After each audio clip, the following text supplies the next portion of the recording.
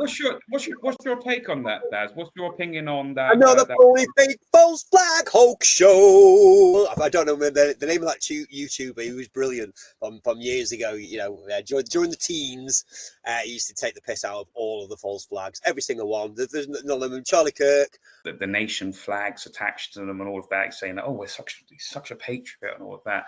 What Charlie Kirk was doing could really be seen as espionage, because he was being paid by a foreign government, Israel, via Turning Point USA, to basically go from university to university and basically manipulating and brainwashing and conditioning, whatever you want to call it, indoctrinating young student minds who don't really know anything about the world, and basically converting them to be Zionists or you know, pro-Israel. And again, I've said it before, is that this is the sort of stuff that Yuri Bezmenov used to talk about, where espionage isn't like James Bond. 9/11. I mean, you name it. If there's a big event that happens, it's staged. There's a patsy.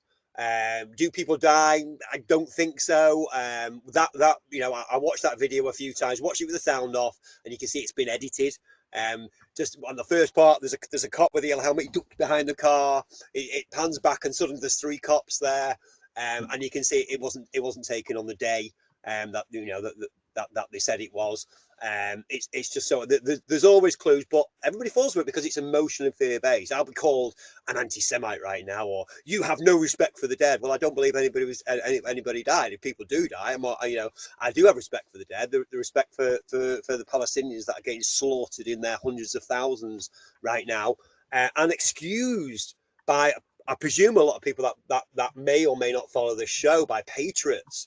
How somehow it's you know, there's no nuance. You can't be against mass immigration and the crimes some of them commit, and obviously the destabilization that's called in society, and yet at the same time absolutely condemn the rogue state of Israel, which is on a land grab and forcing the Palestinians into the sea.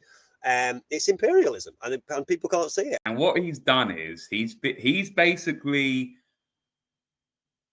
admitted to what I know has been going on for the last few years, is that I've been saying this for ages, is that if you support Israel, if you support Tommy, if you support Katie Hopkins, if you support all of these kosher-friendly, kosher-approved right-wing commentators, right, is that you support mass immigration. If you support Tommy, you support mass immigration. If you support Israel, you support mass immigration. Why do I say that? Because ultimately, Israel is behind the flooding of mass immigration. Recently, Connor Tompkinson, formerly of the Lotus Eaters, possibly one of the most weaselly pole climbers I've ever seen in my life, bit of a Tory boy, etc., and all of this.